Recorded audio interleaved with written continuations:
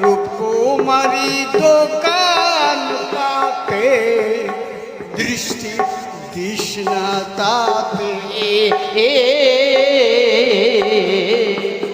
পাকা রাস্তা যেতে হলে কতগুলো বাধ্যবাধকতা আছে বুঝছো? বিবেক বৈরাগ্য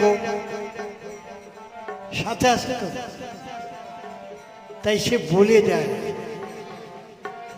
আছে রংপুরের শহর বাহাতে, এ কত রূপকুমারী দোকান পাতে, দৃষ্টি দিস না তাতে।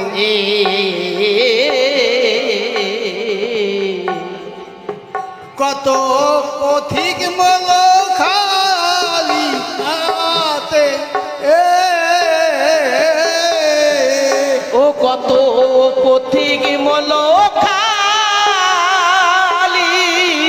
হাতে, কাঁচামাল কিনিয়া সস্তায়, চল যাই পাকা রাস্তায়। ও তুই মিছে গুলি ঘুরছিস কার আশায়, চল যাই পাকা রাস্তায়।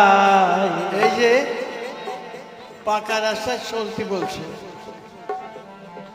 এর সমস্যাও আছে। আছে ডাইন বাও ধারে কি তো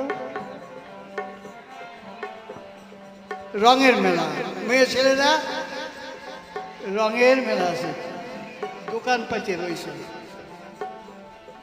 দেখো ওই দিকে যাইয়ে না, কত পথিক বলো খালি হাতে, কাঁচামাল কিনে আসবে। কাঁচামাল তো ওগুলো দেখতে ভালো লাগে, ওই কিনতে যাই সাধু মহাজনরা হারা যায়। এর অনেক সাধু গেছে, এরা 99 সাধু ভালো হয়, তারপর আস্তে আস্তে ক্ষয় যায়। কারণ ওই কাঁচামাল কিনে ক্ষয় যায়। বেজাল সাধু ছিল, মুখের কথা যা বলতো তাই ওই হতো। আগে কলেরা সাধু মন করা তাড়াতো, ডাঙ্কা ডুঙ্কা বাজাইয়া মুখের কথা দিয়ে। আজকে তো ভ্যাকসিন হয়েছে, কলেরাই হয় না। তো ওই রকম বেজাল সাধু মহাশ্রমে যাচ্ছে। আমাকে 4 লাখ গ্রামের এক বাড়ি কর্তার নামে নাম আছে, সেই বাড়ি সবাই যায়। উনি সেই বাড়ি গেছে, খুব যত্ন করেছে।